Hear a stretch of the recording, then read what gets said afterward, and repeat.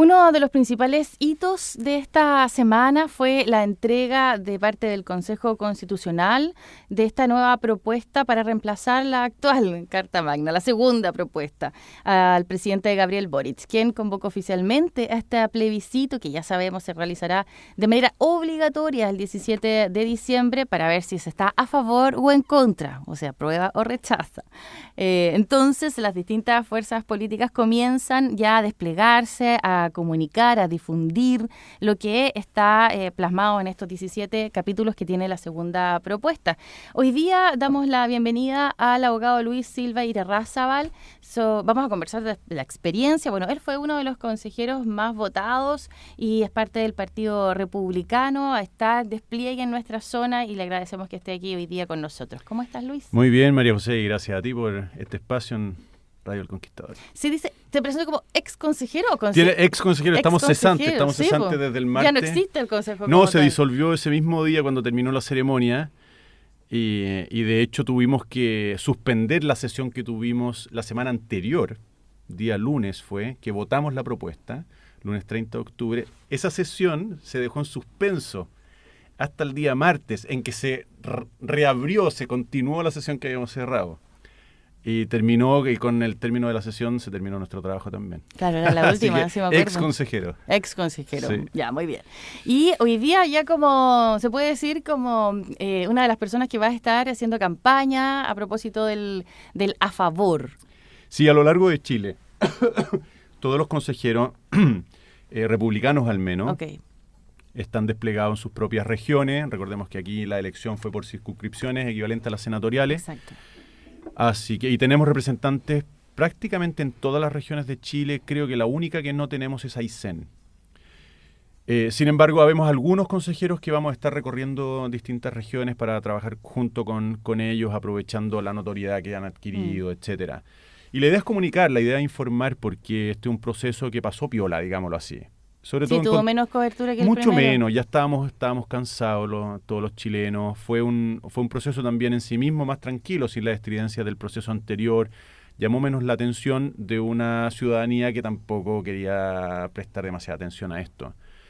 Y ahora hay que votar el 17 de diciembre. Se hace difícil entonces, porque siento que para el primer proceso había difusión todos los días en las noticias, teníamos algo, para bien o para mal, que tenía que ver con el contenido del texto, o cómo que no, pero ahora pasó muy piola. Y entonces siento que la gente no tiene idea o no sabe, está mucho más desconectada, y es obligatoria la Yo creo que esa circunstancia, estoy totalmente de acuerdo contigo, esta circunstancia va a jugar a favor del voto a favor. Ya. Porque lo que yo creo que va a pasar, obviamente esto es especulación, pero es que muchas personas cuando se acerque el día que tengan que votar y se pregunten... ¿Le van a preguntar al del lado? Van a preguntarle al de al lado, y lo que va a pasar, porque recordemos que esta, como la anterior, es votación obligatoria. Sí. Y hay un público importante que va a votar porque es obligatorio. Pero la vez pasada hubo gran cantidad de gente que salió a votar sorpresivamente. Claro, porque era obligatorio. Uh-huh. Es obligatorio y realmente la obligatoriedad del voto hace muy difícil prever qué es lo que va a pasar por una parte. Y creo yo que hace más exigente esta tarea de informar.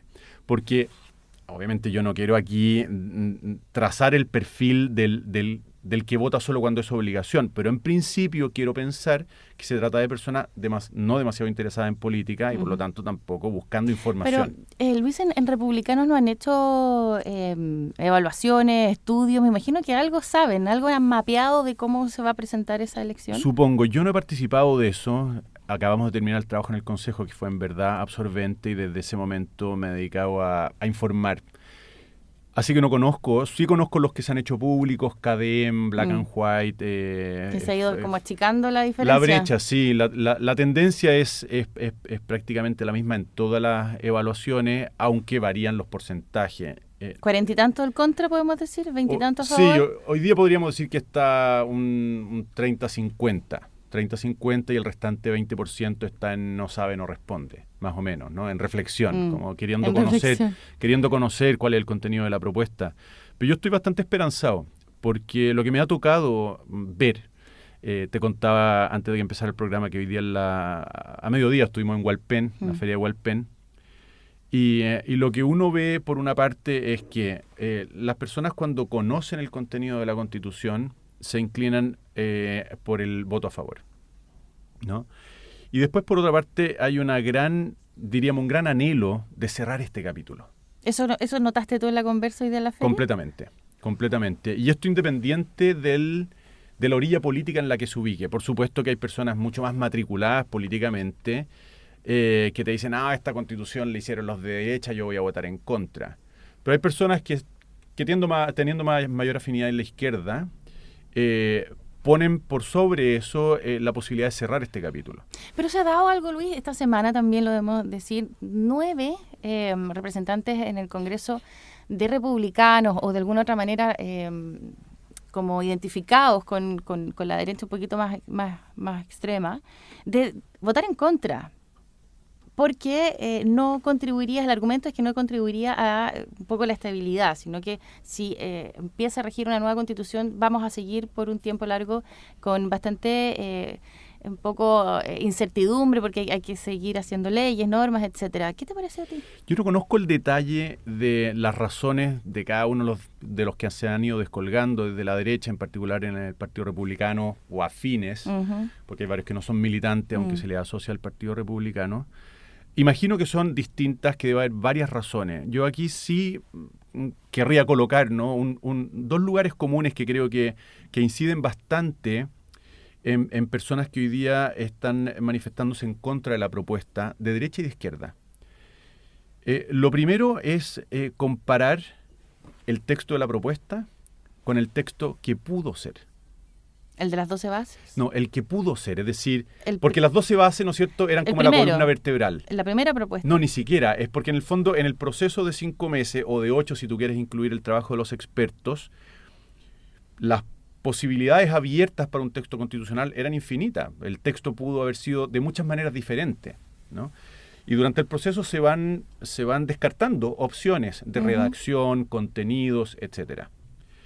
Y entonces todavía existe, y me consta porque lo he oído, ¿no?, de personas de izquierda y de derecha, todavía existe como la nostalgia por aquella norma que pudo haber entrado al texto de la propuesta, o por aquella redacción que pudo haber quedado y que era mucho más afín a sus intereses, mucho más cercano a lo que... Entonces yo creo que todavía pesa mucho en la posición en el contra de estas personas lo que el texto pudo haber llegado a ser y no fue. Y después lo que yo veo también que pesa bastante es, especialmente en algún sector de la derecha, es leer el texto de la propuesta bajo su peor luz posible, ¿no? Y ayer tuve la oportunidad... Como con lente oscuro, así, claro, una cosa negativa. Claro. Que no es con como, una perspectiva abierta. Que en el fondo, exactamente, que un fondo... Ayer tuve la oportunidad de comentarlo con vecinos de San Bernardo, donde estuvimos. Y decir, mire, esto a mí se me ocurre que es algo así como que usted antes de salir de la casa se planteara todo lo que le puede salir al cruzar la puerta. Usted al salir lo puede pasar a llevar un ciclista en la vereda. ¿Para qué decir? Si va a tomar la micro, puede que la micro no se detenga, lo bote. Puede que lo asalten en el camino. Si se va en auto quizás tiene un accidente. Bueno, son tantas las cosas malas que le pueden pasar. Y que es verdad que pueden pasar. Y que eso es como la misma parada frente a la propuesta. Al final no salen de la casa. Decir, mire, yo hoy día no voy a salir de la casa, me da miedo salir de la casa. Creo que hay algo parecido en personas que hoy día se plantean en contra un texto que lo leen bajo la peor luz posible. Es decir, dice Estado Social y Democrático de Derecho. Esto va a ser Venezuela. Okay. Ya, perfecto, entiendo. Pero en este proceso, la derecha, Chile Vamos, republicanos, tuvo mayoría absoluta de poder, de alguna otra manera, plantear ahí su forma de pensar, su planteamiento futuro para el país, ¿no?, en general. Por lo mismo debe estar esa sensación. Entonces te quiero preguntar, de manera personal, me imagino que, no sé, siendo parte de un partido político y teniendo todas las de ganar y decir, oye, aquí nosotros mandamos, como lo dijo en algún momento, ¿quién fue este abogado que ahora ya no aparece en ninguna parte? No me acuerdo, que él tenía poder para hacer cualquier cosa. Aquí era como que se fue el péndulo para el otro lado, ¿no es cierto?, entre la primera propuesta y la segunda propuesta. ¿Qué fue aquello que tú tuviste que ceder durante esta propuesta? Porque entendemos cuál es el pensamiento. Podrían haber estimado ahí mucho, pero ¿qué fue aquello que tuvieron que bajar? Aquello que tú esperabas que estuviera en la Constitución o la propuesta y no va a estar. Eso son muchas cosas. Yo cuando leo el texto, que lo he estado leyendo porque hay que repasarlo, porque te preguntan de una norma de la que no te acuerdas bien, etcétera, me cruzo a cada rato con palabras que yo no habría puesto, con precisiones que yo no habría puesto. Si puedes citar alguna y por qué. Por ejemplo, el lugar que ocupa el Estado Social y Democrático de Derecho en el artículo primero. Originalmente, hubo un momento del proceso en el que lo que hoy día es el artículo primero de la propuesta estaba dividido en 2 artículos. Había un primer artículo con 3 números y un segundo artículo con 3 números. Y el Estado Social y Democrático estaba en el número 1 del artículo 2. Okay. Finalmente quedó en el número 3 del artículo 1, que tiene 6 números. Yo habría preferido la primera. Que tuviera más preponderancia, que quedara más destacado. No, pues al revés, queda como en el fondo era una división sistemática que para mí tenía mucho más sentido. Puede ser una cosa bastante técnica. Lo que trato... Queda en el primer lugar, no en el segundo. Claro, quedó en el primer artículo. Y eso obviamente que era algo que le interesaba más a la izquierda. A la izquierda le interesaba, para ellos el ideal es que el Estado, que es como estaba en el anteproyecto. El anteproyecto que entregaron los expertos tenía el Estado Social y Democrático de Derecho en la primera, si no me equivoco, era la primera línea del primer artículo. ¿Y por qué? Por distintas maneras de ver esta cuestión y qué es lo que atravesó todo el proceso, que son las diferentes maneras de ver que hay en todo el arco político, porque hay que recordar también que en la derecha hay diferencias, en la izquierda hubo diferencias también, ellos actuaron como un bloque mucho más monolítico que en el caso de la derecha. Pero hay cuestiones que me encantan del texto al mismo tiempo. Y el otro día tuve la oportunidad, me preguntaron, ¿cuál es su norma favorita? Pues yo entiendo que mi norma favorita pueda no sintonizar con el favoritismo de mucha gente, pero es una disposición transitoria, es decir, está como en la bodega de la Constitución, que es la número 30, que es la que reduce el número de parlamentarios. Y además reduce el número de diputados que pueden elegirse. Bueno, reduce el número de diputados, no de senadores, de diputados, de 155 a 138, 17 menos. Y además le pone un techo al número de diputados que pueden elegirse por distrito. Esas 2 medidas combinadas son una inyección de estabilidad al sistema político. Es decir,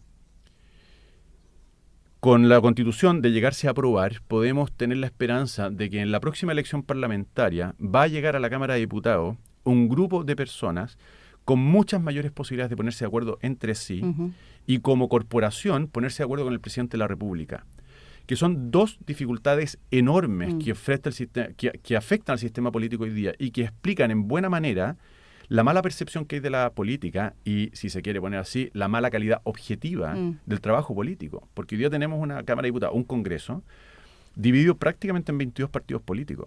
Y lo ideal es tener, no sé, pocos. Se puede pensar en Estados Unidos. Estados Unidos tiene 2. Tiene 2. Y esos lados tienen que ponerse de acuerdo con sus diferencias. Efectivamente. Y otros países, nosotros somos pluripartidistas, tenemos una tradición pluripartidista y nadie está pensando en terminar con ella, ni mucho menos. Es valiosa. Por lo tanto, fragmentación siempre va a existir. Siempre van a existir más de un partido en la izquierda, más de un partido en la derecha y partidos que quieren ubicarse al centro. Eso siempre va a pasar. Pero una cosa es tener 22 y otra es tener 9. Hay un punto importante, a ver si aprovechamos, nos quedan 5 minutitos, que es la posibilidad de hacer reformas. Yo me acuerdo que de reformas constitucionales a lo que se proponga. En la primera pata, en la primera propuesta, también se apeló ¿cómo era? Aprobar para reformar. Y ahora hay hartos que están también a favor, pero con la posibilidad de hacer reformas. Pero en enero hubo un cambio en el quórum, como lo que se conoció en su momento. ¿En enero fue? No. Pero fue antes. Sí, en enero hubo una reforma, sí. Que fue como el plan B. Sí. Era como el plan B, como para poder... De 4 séptimos, bajar a 4 séptimos la reforma de la Constitución para ser más atractivo. Ahora quedó un poquito más difícil lograr reformas en la propuesta actual. La propuesta actual tiene un quórum de 3/5 parejo. Es decir, todo el texto de la Constitución, de la propuesta de Constitución, para ser reformado, requiere un quórum de 3/5. La Constitución vigente tiene un quórum de 4 séptimos después de la reforma a la que tú te referías, que lo bajó el quórum, que estaba en 3/5 para algunas materias, en 2/3 para otras materias. A mí me gusta decir en este sentido que la Constitución, de ser aprobada, lo que necesita es tiempo, no reformas. ¿Ya? Hay que dejarla arraigar, hay que dejarla desplegarse, hay que dejarla aclimatarse. Si es como, es una analogía, obviamente. ¿Y eso no significa incertidumbre, dándole un poco la razón a los que se han descolgado y están votando en contra de esta propuesta, así como lo va a hacer parte de la izquierda? O sea, si todos los escenarios son inciertos, pues, o sea, si a mí me dicen, mira, aprobar para reformar, eso también es incertidumbre. Pues, ¿cuáles son las reformas que le van a introducir? No tengo idea. Y si a mí me dicen, no, yo no quiero incertidumbre, voy a rechazar. Y bueno, y el rechazo abre incertidumbre también. Hay ciertas cosas que son más tangibles que otras. De hecho, yo creo que lo más tangible, lo que más certidumbre da, es que el texto por el cual yo vote el 17 de diciembre a favor sea el que se mantenga durante el mayor tiempo posible sin reformar, porque sé que eso es. Y eso sí da certezas. Puede no gustarte mucho, pero certezas te da. Y hoy día, honestamente, yo creo que para salir del estancamiento económico, para atraer la inversión extranjera, de cara a la seguridad, la inmigración y el sistema político, lo que necesitamos son reglas claras que se apliquen. Entonces, si alguien quiere hablar de reforma, bien, que lo haga, pero lo que yo creo que esta Constitución necesita de ser aprobada es tiempo, no reforma. Hay un tercer punto que no lo quiero dejar pasar, que se dio el día en que se entrega esto oficialmente, que estamos viendo ahí en la transmisión que estamos haciendo por Facebook, y es que hubo como acuerdo en que este es el último proceso. Incluso desde presidencia dijeron, bueno, por lo menos por este periodo no va a haber. En caso de que se rechace o se gane en contra, no va a haber un tercer proceso. ¿Tú crees que eso juega a favor del a favor?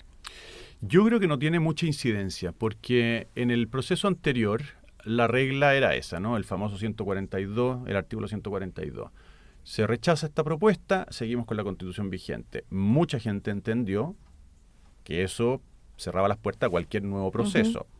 Antes de un semestre porque estábamos embarcados en un nuevo proceso. Se ha dicho, Quintana dijo que, bueno, si esto iba a seguir, si es que ganaba a la favor, iba a seguir incluso pudiendo generar un nuevo estallido más adelante. Pero bueno, tenemos las palabras del senador Quintana, que a mí me parecen tremendamente irresponsables, pero tenemos también las palabras de Daniel Jadue, que las ha repetido más de una vez. Es decir, él llama a votar en contra para un tercer proceso con asamblea 100% popular. Es decir, no es la posibilidad de que a alguien se le ocurra que si esto se rechaza, tengamos un tercer proceso. No, tú tienes a el abanderado presidencial del Partido Comunista, que hoy día es parte de la coalición de gobierno, llamando a votar en contra para un tercer proceso.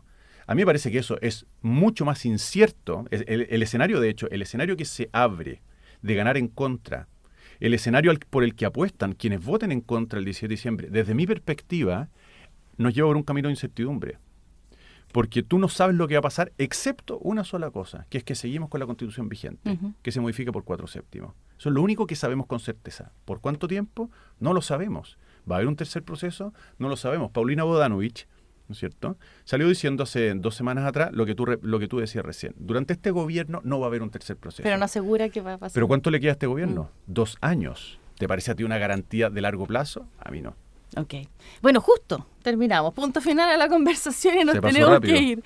Agradecer un montón que hayas venido. Entiendo que te quedas hasta mañana recorriendo espacios. Vamos a tener despliegue durante estos meses hasta el 17 de diciembre, días antes, para conversar de esto tan importante para nuestro país. Luis Silva Irarrázaval, ex consejero constitucional, abogado, ex académico. ¿O vuelves a la academia pronto? Sí, de hecho ya estoy dando clases. Ah, ya, ok. Oye, muchas gracias por venir. Gracias a ti, María José. Aquí en Concepción. Igualmente. Hoy nosotros vamos a despedirnos saludando a Bellatrix Departamentos. Recuerden bellatrix.cl. Hay varios proyectos disponibles para ti en verde, ya para entrega, y en advance.ucsc puedes tú tener ahí todo un programa para seguir desarrollando tus potencialidades profesionales. Nos despedimos invitándote a seguir los contenidos. Esta misma entrevista queda para ti disponible en nuestro Facebook y también pronto en nuestra web elconquistadorconcepcion.cl. Buen fin de semana. Nos encontramos el lunes a las 3. Chao, chao.